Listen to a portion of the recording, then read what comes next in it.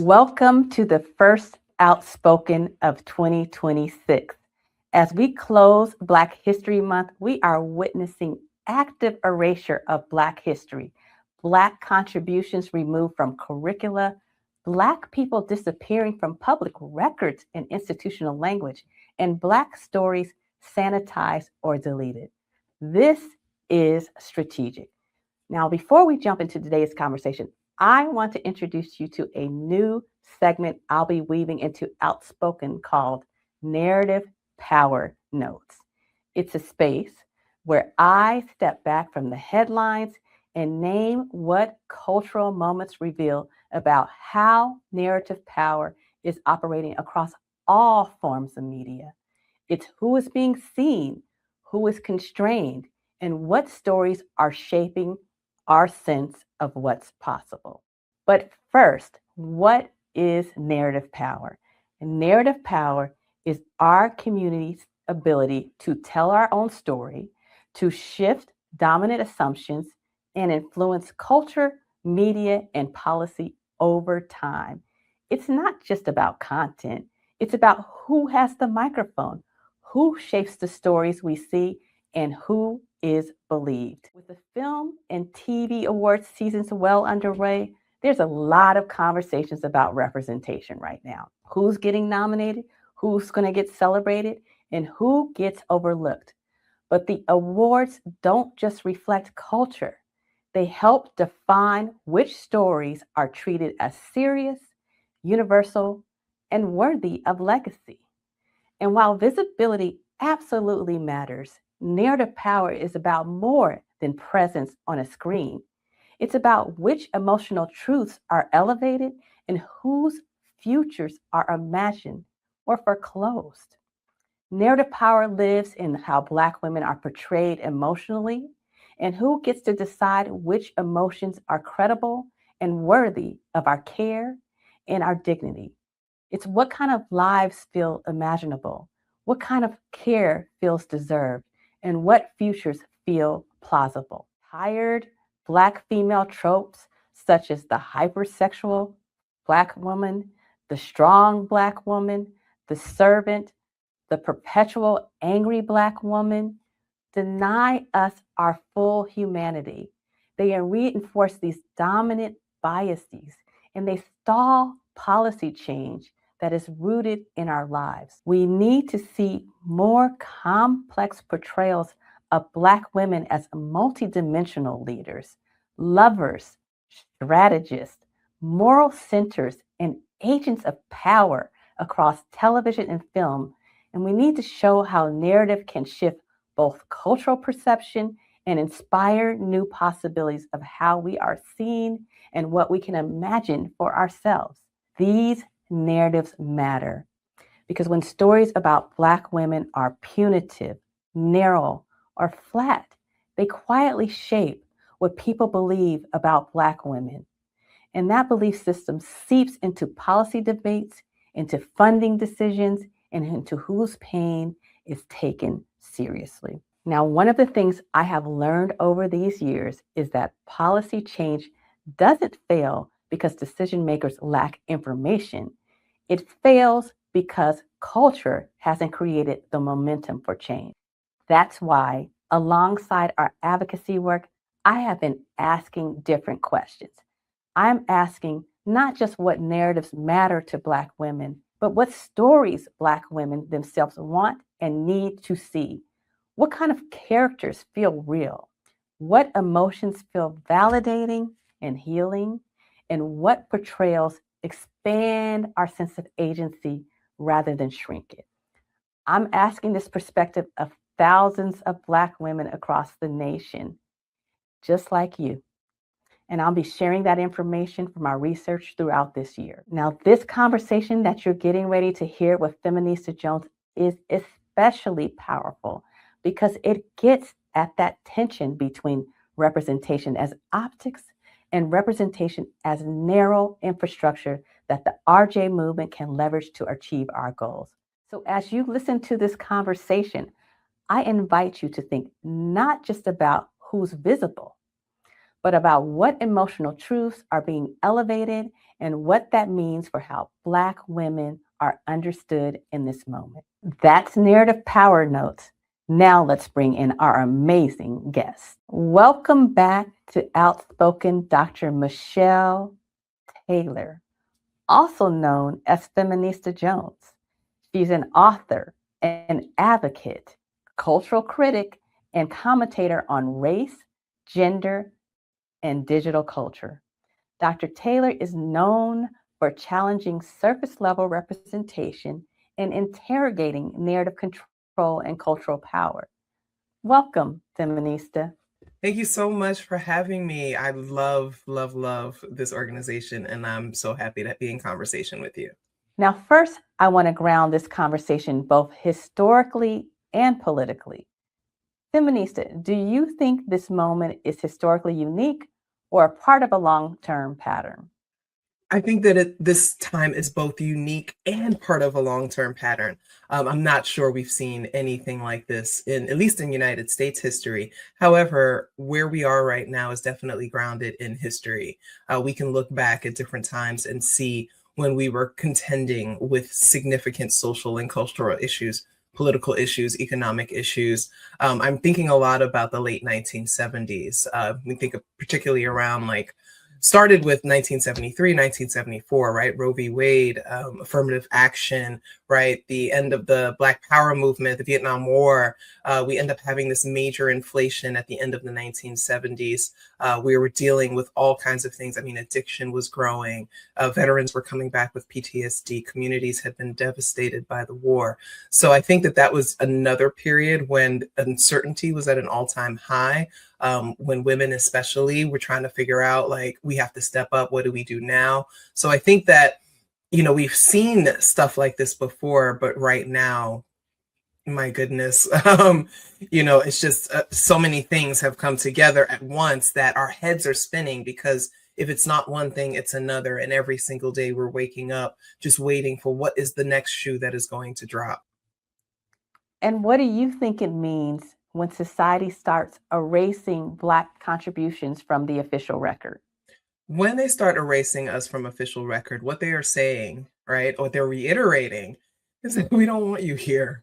I think a lot about that, particularly as we think about Black history this year. I am a scholar of, Black studies, and I'm so committed to education because, as Carter G. Woodson taught us, we have been severely miseducated. And so not only are we trying to counter the misinformation and the miseducation, we're also trying to make sure that our people and everyone really is fully aware of who we are, what our contributions have been, our important part, in this history, right?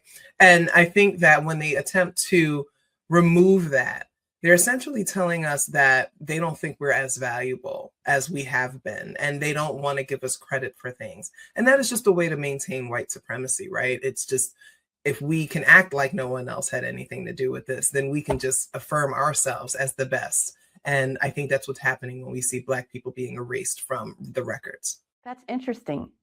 So how do you think attacks on Black history are connected to larger attacks on bodily autonomy and civil rights? I think a lot about the ownership of the body. And I think that's where we always start. We go back to enslavement. We go back to the transatlantic slave trade, slavery as a whole, right? This idea that people believed they could own other people's bodies. And I particularly think about Black women and how our bodies were owned and used for reproduction, the reproduction of labor, right? Because without laboring bodies, they could not have the economy that they established. And so that level of autonomy was denied us for centuries, and not just sexual and reproductive autonomy, but even facial expressions and emotions we were not allowed to show. And over generations, we learned how to adjust because of, this precedent. And so when we think about the modern situation and how we're denying Black history, Well, when you think about reproductive justice and bodily autonomy, think about the father of gynecology, right? J. Marion Sims experimented on enslaved Black women, and they had no consent, no autonomy. And so it's definitely an entire field of study connected to the lack of consent and the lack of bodily autonomy. And so when we affirm the need for bodily autonomy, and we situate it in larger Black history and narratives, we understand how important it is for us to be able to own our own bodies, right, and make our own decisions. And that is exactly what reproductive justice is all about. So what you're saying is this isn't accidental. It's actually part of how power continues to protect itself. Let's shift the conversation a little bit. In your opinion, what's the difference between visibility and narrative power? And does that difference show up when Black history or Black women's stories are treated as symbolic rather than structural? We often have conversations and people will say, well, representation matters. And so I always push back and say, well, how does it matter? Yes, we have representation and visibility, but do we have representation when it comes to decision making, right? And a lot of times policy changes are made through the power of narrative storytelling.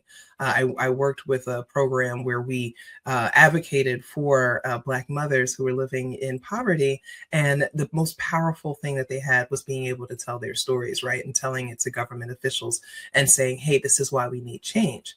Now, if you're only using those women as the face of your flyers or your social media, posts, then that really doesn't affect much change. But when you actually listen to the stories that people have, when you appreciate and value their lived experiences, that's when you begin to shift the paradigm. And that's where the power of narrative storytelling comes in. So, do you think there's a difference between being nominated and, let's just say, narratively centered? So I think being nominated, is an acknowledgement that you exist, right? That you did something, you did some work, right? Thinking about award season and who gets nominated for the rest of your career, you'll be known as Academy Award nominee or, Golden Globe nominee. So that's important, right? It's an acknowledgement that this thing was created and it was made. But then the win comes when they want to start to shift things, right? And that's where the real fight is. Like, what are you saying when you allow someone whose story goes against the status quo to win?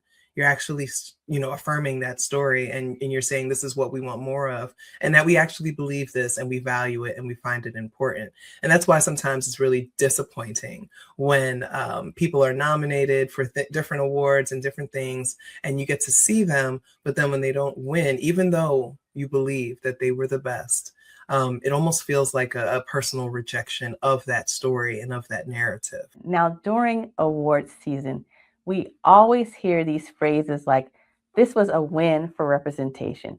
How do we tell the difference between a symbolic win and an actual win that shifts narrative power? So, award season is my jam because I'm definitely a cinephile who loves these stories. And symbolic wins, I think of a symbolic win like when Denzel Washington won for the Academy Award for Training Day, but not for Malcolm X, right? Telling this, powerful, powerful film, one of the best in the history of cinema. And he was not awarded because he was playing Malcolm X, right? And people still have so many negative feelings about Malcolm X. So for some of us, it was like, of course he wasn't going to win for that. Of course they weren't going to award that. And I think about Sinners and the character of Annie, right? What she represents in a holistic motherhood, holistic African-American motherhood, deeply rooted in African spirituality and matriarchy. I tell people, I was like, that's why she's not winning, because she represents love and community and all of these things that are so powerful to us. So yes, it's wonderful that she's been nominated in some spaces, but her not winning, it's really sending a message, and it's one that I don't like, especially when we see the characters that do win, right? Instead of a mother who lost her child but loved her child, we are seeing a character who abandoned her child be the one that's celebrated. So what is the message that is being sent there? I think about that a lot. So if I'm understanding you, you're saying it's not just who we see and what we see, it's also what we are being taught to feel. Let's move this conversation to policy. When we are seeing Black women portrayed as endlessly resilient or hyper strong, what are some of the policy consequences that follow? Absolutely. And media is really powerful. In my dissertation, I write about how film has been one of the most powerful mediums in the narrative storytelling of African American experiences, and especially when it comes to Black women. And so you can't overlook the impact of these films. When Black women are depicted as, being enslaved or as domestic workers, it's not a problem because they, we're saying that they weren't. They absolutely were. But there are also other stories that can be told. And so which stories are being celebrated? Which stories of resilience are being celebrated? Is resilience through the white gaze, or is it resilience coming from an Afrocentric perspective? And I'm always critical of that. I'm always super curious about the decisions that get made. Who is making the films, right? If it's a white male filmmaker, what is he trying to say about Black womanhood? If it's a Black male filmmaker, what is he trying to say, right, about Black womanhood? And so I find that when we get Black women behind the camera, the stories change. The narrative is more loving. It's done with more care, even when it's complicated. And I just really want to advocate that we continue to support the Black women that are out there telling our stories from our perspectives. When we're talking about portrayals, we often talk about how portrayals of Black women are flat, meaning they're not very rooted in emotion. What kind of emotional portrayals expand empathy and political imagination? And which ones do you think quietly limit what people think Black women deserve? So this was really at the heart of my research, and which is why I developed a tool for us to measure this, right? I call it the Taylor test. And it's a way for us to watch these depictions and to kind of go through almost a check off, like, is this woman seen as being loved by her children? Is she in community with other women? Are there elder women in her life? Is she being loved by this man or this woman in her life? Is she being abused? These are all the things that I want us to pay attention to, because we need to see how often it skews towards the negative, and how often the only rich characters we see Black women being allowed to play are those who are being harmed, right? There seems to be this this preference for showing Black women being abused and being mistreated. And yes, that does happen. And yes, those stories need to be told. But what about the stories of the women who love themselves? They love their friends and their family and their children. Their significant others love them. Their career isn't, using them and treating them horribly. They actually enjoy what they do. They're autonomous. And so I think that showing Black women as autonomous beings is where we get to reimagine that political power, and we get to think about what life is like for Black women in the future. I think that I honestly, some of the most compelling depictions have been some that I was just like, I never want to see this again, but you did a great job. But sisters are not wrong when, as Bell Hooks says, we take an oppositional gaze. We have the right to critique these things and say, hey, that does not represent me. And I'd like to see more of me and the women like me represented. And so I think if we want to see more holistic depictions of Black womanhood, if we want to see more emotions being displayed, we have to let Black women write those stories. We have to let them write those stories. We have to let them direct, do the cinematography, do all of that, capture all the essence of Black womanhood. And I think that's how we'll get the most authentic representation. Okay, that's an interesting point. So what would you say was the first TV show or movie you saw where you saw a Black woman fully and authentically represented? I always go back to what's my favorite sitcom of all time, and that is the sitcom What's Happening from the late 1970s. And Mabel King plays a mother, a matriarch of her family, Mabel Thomas. And she is a single mom. She's divorced. And this is like the first time we're seeing a Black single mom who's divorced, right? The previous single mom was a widow in Julia. And she loves on her children. She is protective of her children. She loves on them. She wants the best for them. It's a coming of age show that focuses on teenagers, but without that mother figure loving on them, especially as Black children in the 1970s, then, you know, they can only go so far. And what I loved about it was that we got to see when she was struggling financially and how she managed that. We got to see her being desirable, right? Even though she was a heavyset woman and she was darker skinned, which we know fat phobia and colorism are things, she was still respected, still showed love.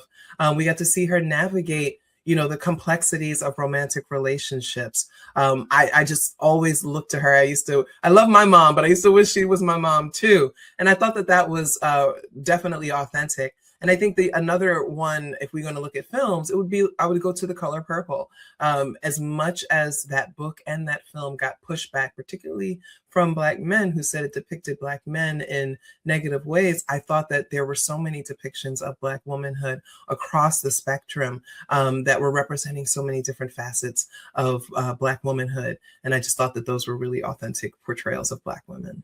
And this is where I believe culture quietly intersects with policy. Feminista, where do you think narrative power intersects with reproductive justice? So the cornerstone of reproductive justice is being able to make the decisions about what you want to do with your body, with your reproduction, and things like that, right? So whether you choose to want to have a child and you want to make sure that the environment that you bring the child into is one that, you know, will sustain it and support it and be the best, or you're deciding that, you know what, I don't want to have a child right now. And you're making decisions, everything from I'm going to abstain to I may need to have an abortion to, you know, I'm going to take some pills. All of these things are all about, you know, reproductive justice is all about autonomy. And so that folds into narrative storytelling because it's like, you want to know why I'm going to make this decision? Listen to my story. You want to know what I've been through? Listen to my story. And that's one of the things that I've been able to do in my work as someone who has had an abortion, who has experienced a miscarriage and has a 19-year-old son. I have experienced all of these things. And so when I get to talk about that, people get to hear, you know, the emotion in my storytelling and they can connect with it. And every time I share stories related to this, there are women who respond and say, I relate to this so much, or I haven't heard anybody say it this way. And there's empowerment there. And I think that when people are empowered, that's when they begin to get more politically involved because they start to feel like, you know what? I want more for myself. And right now I'm living in a society that doesn't seem to want the same things for me. So what can I do? And so that's where I definitely see that connection. And the other thing about reproductive justice is the activism portion, right? We're not just kind of sitting idly by and not doing anything. And one of the most powerful tactics within activism, particularly around reproductive justice, is the narrative storytelling. You have to tell people this is the truth that we live in, which is why we are pushing for this particular policy. A woman with 4 children who says, I cannot afford to have another one, needs to tell the story of why she's struggling. She can barely put food on the table. She can barely make ends meet. That is her why, and you need to hear it from her. And so that's where I think that the connection between the narrative storytelling and policy occurs. Now, these are some wild times. So what do you think Black History Month represents in this climate? Is it celebration? Is it resistance? Is it containment? You know, this Black History Month has been really, really peculiar in a number of ways, particularly when you're on social media. There has been a lot of divisive conversations across the diaspora. Some of it, I think, is, you know, as somebody who studies these kind of digital, you know, experiences, some of it, I think, may be infiltration by, you know, bad actors trying to sow division. But I also recognize there are some people who hold some really challenging views about themselves as Black people or people from throughout the diaspora. And so it's been really weird.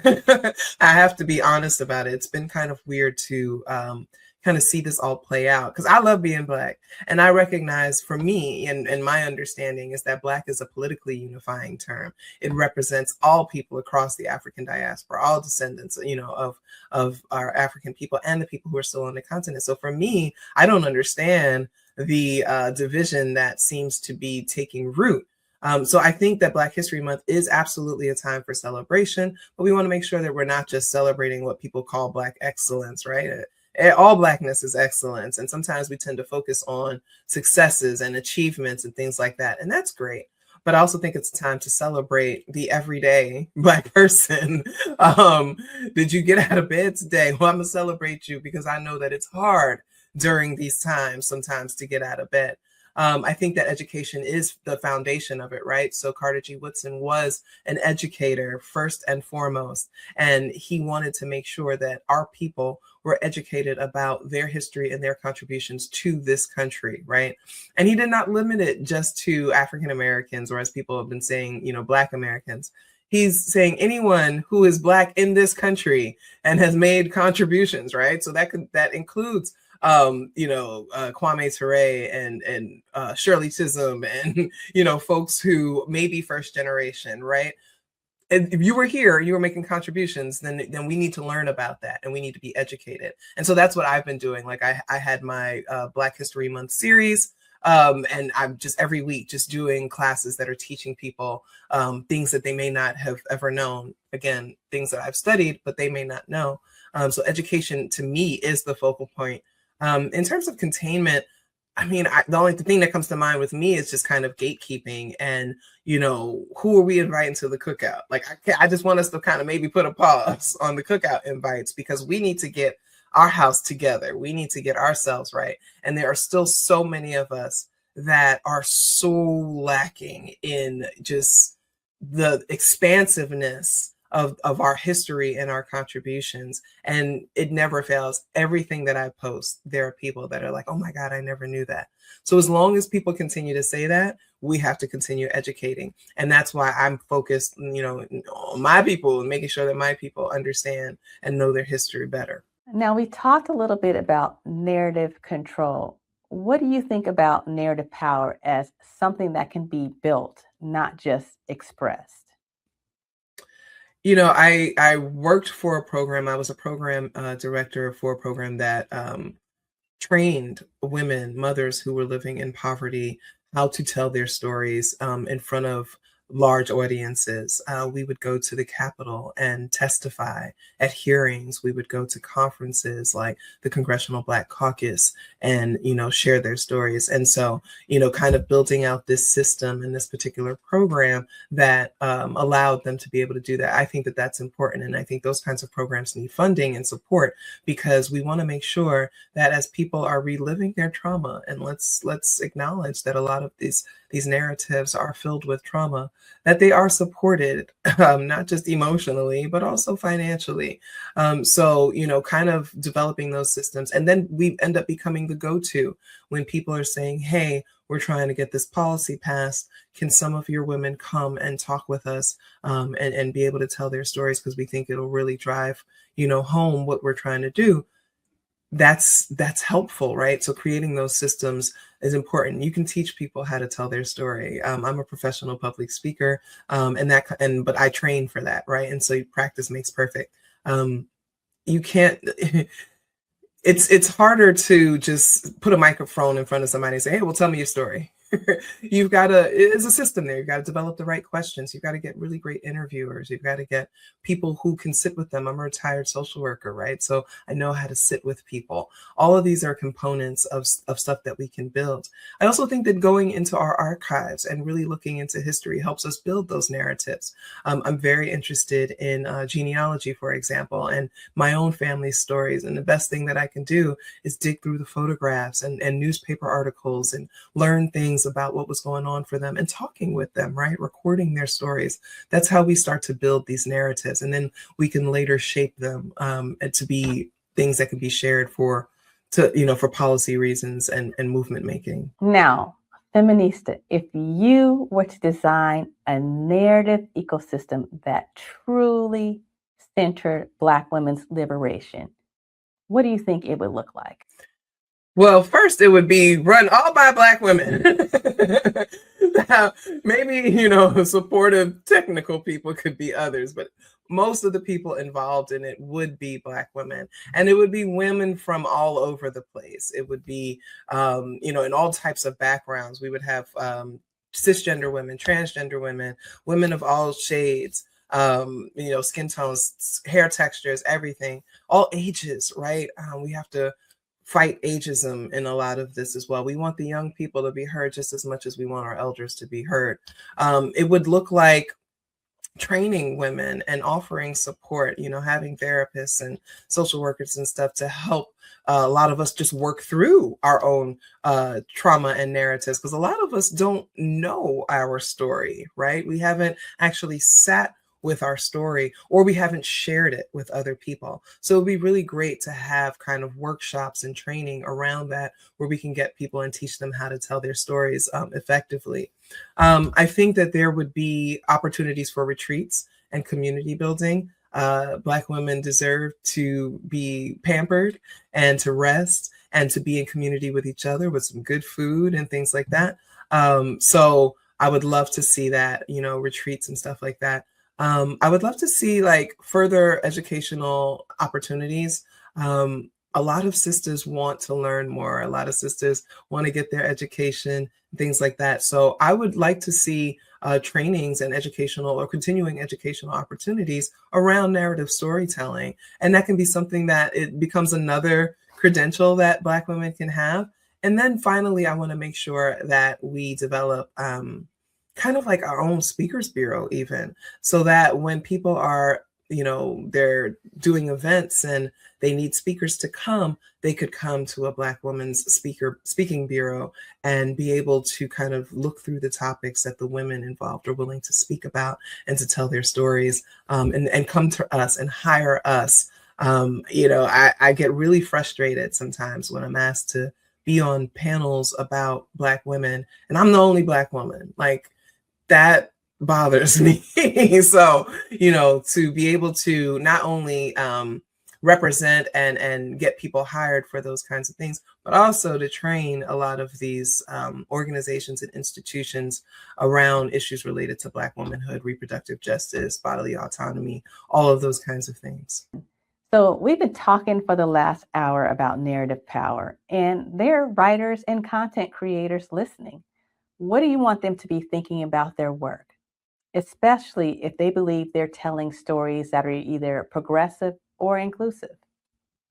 So one of the things I want influencers to think about is how influenced they are by trends and whether or not those trends are compromising the integrity of their work, right? And the authenticity of it. I don't use TikTok anymore. I was there in the beginning, but I don't use it anymore. But I've noticed, in a lot of videos how people are telling the end of the story first and then going back. And I was like, well, what is this trend? And someone explained to me is that people don't, they need the views. They need you to stay on their video for a certain number of seconds so that they can get the money from it or what have you. So we're ruining the ends of stories by giving that first because people's attention spans are so low, or there's such competition for views that's what we're doing. The best part of listening to a person's story is going through the journey to see where they end up. But if you're telling me that from the beginning, I don't know. So I would definitely caution influencers from just hopping on trend to trend to trend, because you're focused more on monetization and views and less on the integrity of the story. One thing I do know is that a powerful story will reach the people that it needs to reach. And sometimes that is way more valuable than the few dollars that they give you for that video, right? I would caution influencers to think about who you're partnering with.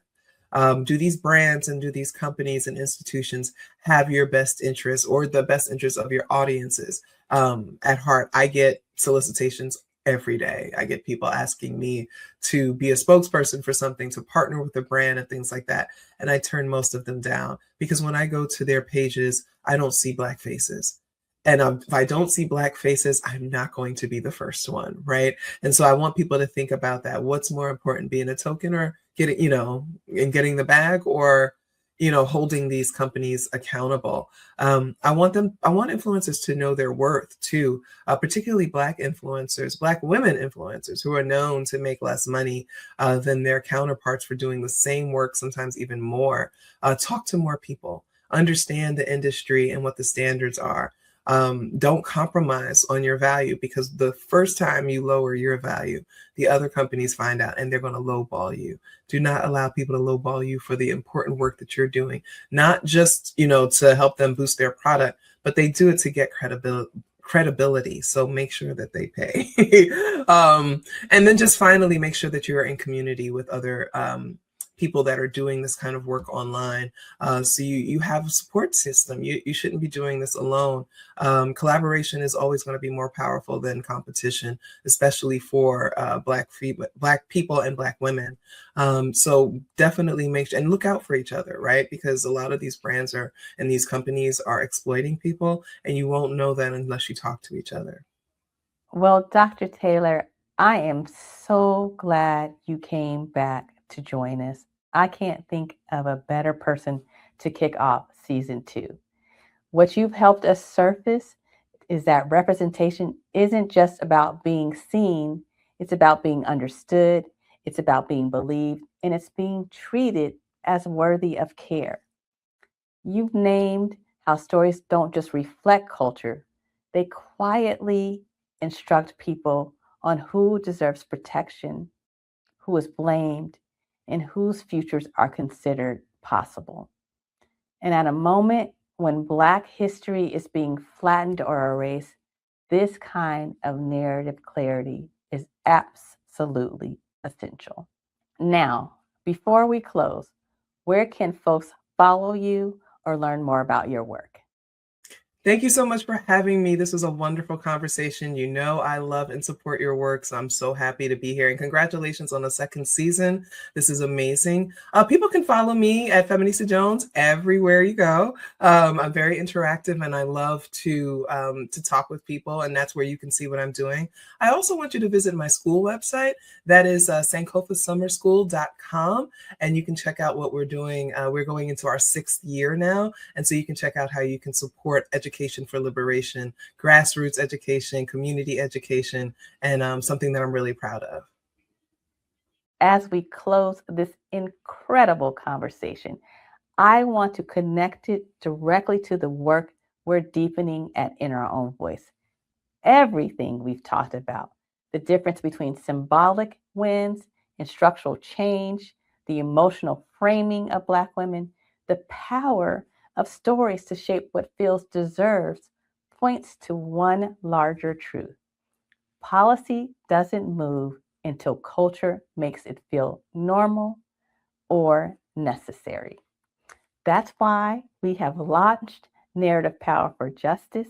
It's a long-term initiative advancing reproductive justice through narrative strategy, research, and cultural partnerships. And a key part of that work is the Creators for Change Council. C4C, as we affectionately love to call them, is a collective of artists, writers, content creators, and cultural leaders who understand that what happens on the screen, on stage, or even online doesn't just stay there. It travels into courtrooms, into classrooms, and into policy debates. Because if we don't shape our stories, I guarantee you someone else will. And too often, those stories have been used to justify harm, because changing culture is essential to changing policy. You can learn more about the Narrative Power for Justice initiative at blackrj.org/Narrative Power for Justice. As always, thank you again for joining us today.